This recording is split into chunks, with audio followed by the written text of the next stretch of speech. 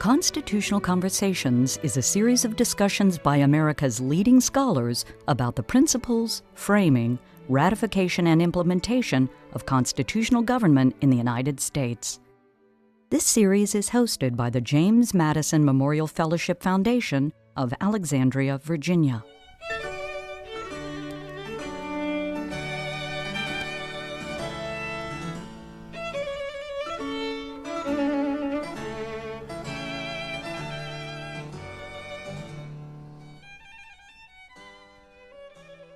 (1776) there's all sorts of things going on. There's the war. There's the diplomacy eventually in Paris.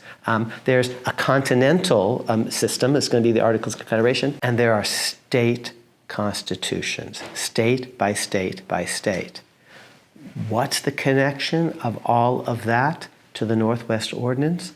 The Northwest Ordinance is promising that the West will eventually be able to become states on their own, entering on an equal footing with the initial 13 states. We are not going to treat our Western cousins as perpetual children the way the Brits have been treating us, their colonies, their Western cousins, as perpetual children. That's one big idea of the Northwest Ordinance, that it's a continental regime. We're working together up and down the continent, from Massachusetts and New Hampshire all the way down to Georgia. Together we're developing this continental domain.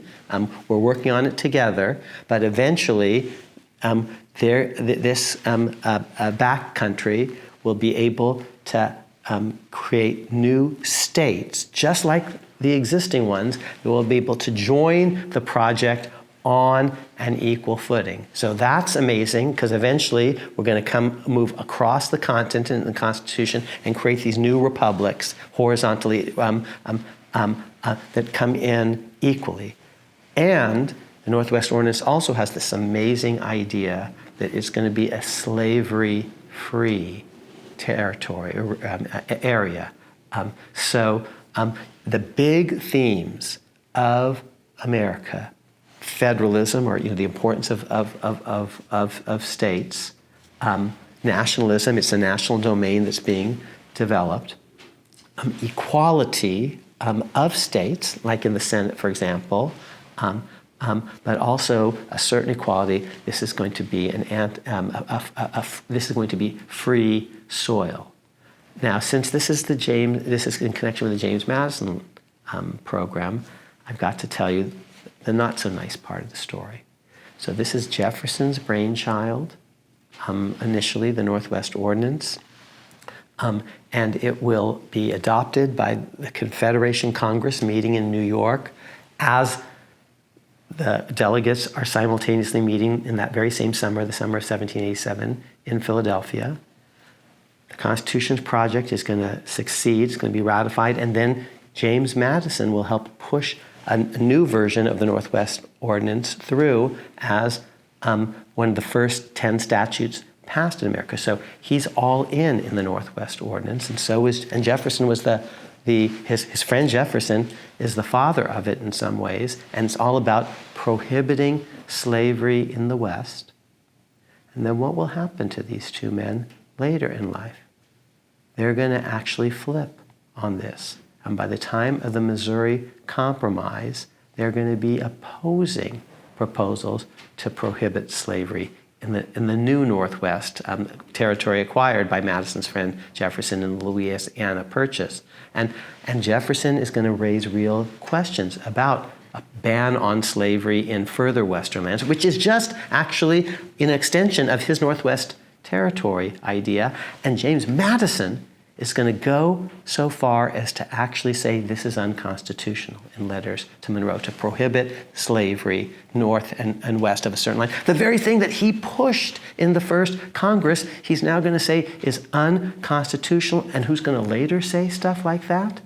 Oh, Roger Taney in Dred Scott, and it's going to lead to a civil war. So how is it that James Madison and Thomas Jefferson do this total flip-flop on slavery in the Northwest? Why do they betray their own best ideas? And they do because in between, they need to create a political party to oppose John Adams, who's making a crime to actually criticize John Adams.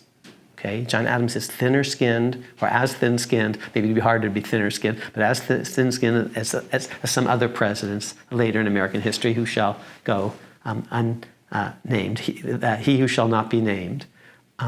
And so Jefferson and Madison have to create a political party to protect freedom of speech, and they do, but that political party has its base in the South, and they end up later in life going with the Southern base.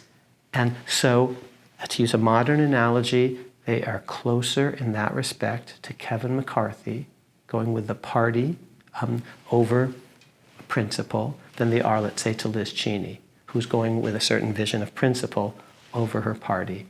And that is the story that James Madison biographers, to their discredit, have generally not highlighted. Some of them haven't even mentioned it.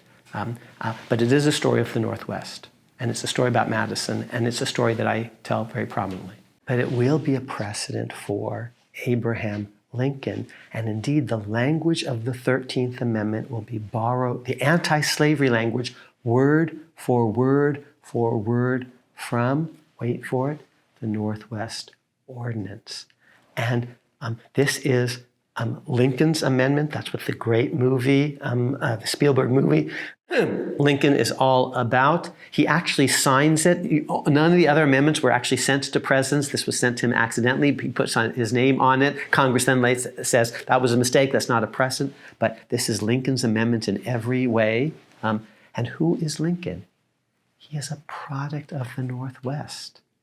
He actually, he thinks that the Union comes first because for him it did. Before, he's growing up in places like Illinois and Indiana that are federal territory before they become states. He's distinctly an American in a way that Thomas Jefferson was born a Virginian, you see, or James Madison, a Virginian. If you grew up in the 1770s, the colonies turned states come first, and they create a union. But if you're born in the back country, America came first, and your state came later. If you're born in Illinois or Indiana or Ohio or Wisconsin or Minnesota or Michigan, which are the states that, the modern day states that descend from the Northwest Ordinance.